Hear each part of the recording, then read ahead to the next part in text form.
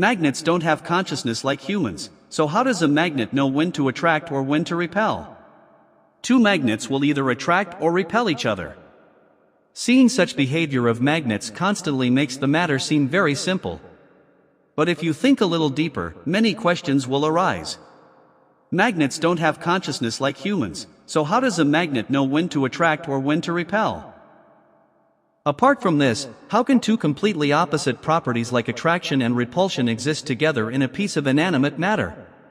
Magnets are such an object without which current technology is impossible. All the technologies you know and don't know exist in the world. Magnets are required for everything. Even life on Earth would not have developed if the entire world were not a magnet. At first glance, magnets just attract some metals like iron and steel, but if you look closely, you can understand that magnets also have an effect on water. Today's video is about various topics related to magnets. I am Samuel.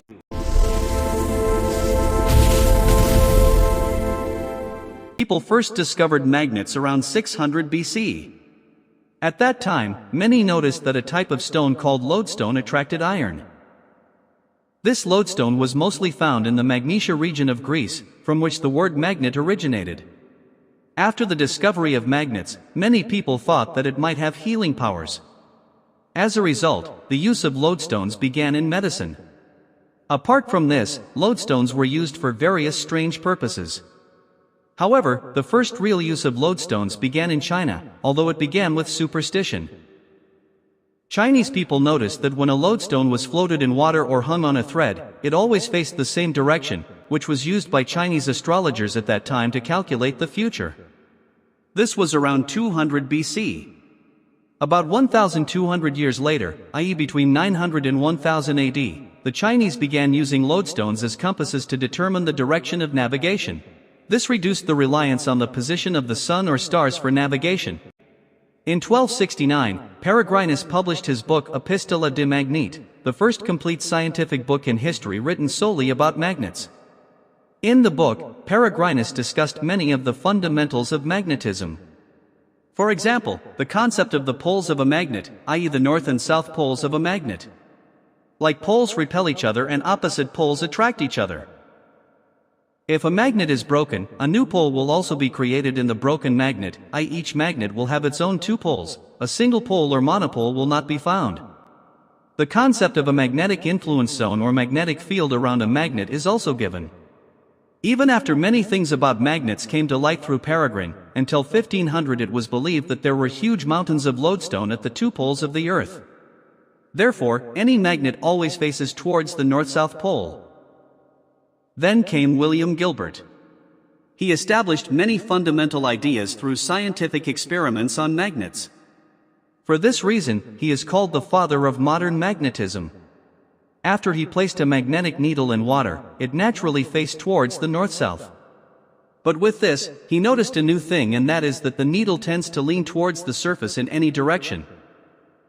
Later, after analyzing this matter, he came to the conclusion that the entire Earth is a huge magnet, and that is why the needle tends to lean towards the Earth. In 1895, Pierre Curie explained the relationship between magnetism and temperature. In this way, over time, we have come to the era of current technology by discovering various new things about magnets. Now the question is, how does a magnet actually work? That is, what is there inside a magnet that creates the ability to attract and repel a magnet? That is, what is there inside a magnet that creates the ability to attract and repel a magnet? Through the Stan-Garlock experiment of 1922, it was known that any individual electron or proton is basically a tiny magnet. Now the question is, why are electrons or protons each a tiny magnet? The answer is that we do not know. The question is more like, why does a particle have charge or mass? There is no clear explanation for all these questions, but the things exist, that is, a fact. The magnetic force of a proton is about 700 times weaker than that of an electron, meaning that the magnetic force of an atom depends mainly on the electrons. The energy levels in an atom are important here. Let's consider any element, such as sodium. The number of electrons in sodium is 11. The first 10 electrons are in the up and down spin combination. Since up and down are opposite poles, one cancels out the other's magnetism. That means only the odd 11th electron will be the source of sodium's magnetic force. Since there is only one electron, sodium is not a good magnet.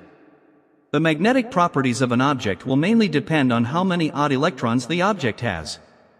For example, there are 4 odd electrons in the d orbital of iron, due to which iron has magnetic properties. Although iron itself is not directly a magnet, it is attracted by a magnet because it has magnetic domains inside it. Since the human body is 70% water, humans are also very weakly repelled, although we do not feel it. Among the 4 fundamental forces in nature, the magnetic force is in second place in terms of strength. The magnetic force is about 10⁻38 times stronger than the gravitational force. A small magnet can lift a piece of iron by defeating the gravitational force of the entire Earth. The discovery of magnets and their control have made current technology and electricity generation possible. If you like the video, subscribe to the channel. Watching in another video.